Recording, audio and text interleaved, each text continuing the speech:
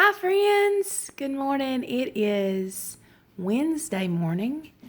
The days are kind of running together, aren't they? I'm going to read chapter 5 today of Fish in a Tree by Linda Hunt. And we may get to chapter 6, but I'm not going to promise because my phone. So at least chapter 5 today. It is called Silver Dollars and Wooden Nickels. The back door swings open and my brother Travis is there, smelling like grease, looking like he rolled in it. And I instantly feel better. How's my favorite little sister? I'm your only little sister. Doesn't matter, you'd still be my favorite. He smiles. So your favorite big brother had a silver dollar day today. I think of Grandpa and Dad who always ask if we were having a silver dollar day or a wooden nickel one. Travis is doing that thing where he wiggles his fingers in the air and asks his daily question. What are these? He looks older, more like my dad, who's been deployed since just before Thanksgiving last year. It was hard to feel thankful after he'd gone, especially since Grandpa had died 3 months before that. The hands of a genius, I say. Correctamundo. Do you realize you come home every day and ask me to compliment you? Not really, he said, opening the fridge, just asking you to state the facts. You're unbelievable. Exactly, he says, pointing at me. Guess what? I finished restoring an old Coke machine today. Thing's like 70 years old. He pops open a soda. Those things are worth a bundle fixed up. Then he holds up the can. Look at this. Disappointing compared to those old green bottles. Travis must be happy. The happier he is, the more he goes on about things. And, he says, I picked up an old gumball machine. The kind that takes pennies. I'll sell it for 10 times what I paid for it. His voice drops and he takes a sip. I'll have to throw some money and elbow grease at it first, though. He comes over like he's going to mess up my hair. But I block his dirty hands. No way, I laugh. Don't touch me. Oh, come on, Al. I've had a great day. And guess what? I almost have enough to buy those rolling tool cabinets. And someday, my big neon sign. He sweeps his hand through the air like he's showing me a row of mountains. Nickerson Restoration. My own place. My name, our name, is going to be in lights someday. But then his voice deflates. I just have to get out of high school. We're like oil and water. School and me. I wish Mom would let me quit. She would kill you. Yeah? So would Dad. And being dead won't be good for my business, he smiles.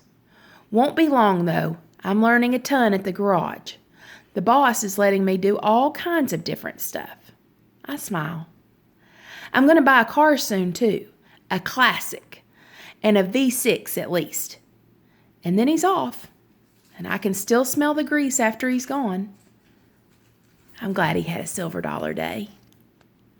When my mom finally gets home, I've already microwaved my dinner, and I'm watching TV while I sketch pictures of a pet llama named Butch Cassidy. With a name like that, I give him a cowboy hat, a bandana, and a holster. But in the holster, he carries an ear of corn. I love it. When my mom comes in from work, she turns off the TV. I can feel it coming. So, she begins. So, she begins. When are we going to really talk about today? On my 95th birthday? Funny one. She weighs her weight. I'm trying to be patient, honey. I really am. But today was a party. How could you get in trouble at a party? I don't have to do anything. They all hate me, I blurt out. I doubt that. But can't you see why they'd be tired of your behavior? These shocking things you do and say to get laughs? She doesn't get it. Being funny when you don't mean to be is terrible. Having to laugh at yourself along with everyone else is humiliating. Oh, Allie, you're too smart for this. School is too important to joke about. I don't want you working long hours on your feet for a bunch of tips like me. I want more for you, and you're so smart, good at math, a gifted artist. Don't you think it's time to stop clowning around? I'm not that smart. You say that, but I'm not. Now, we know that isn't true. You could stand to work a little harder, though. I'm so tired of this conversation. We've had it 100 times. Even though my third grade teacher told her that I must be slow,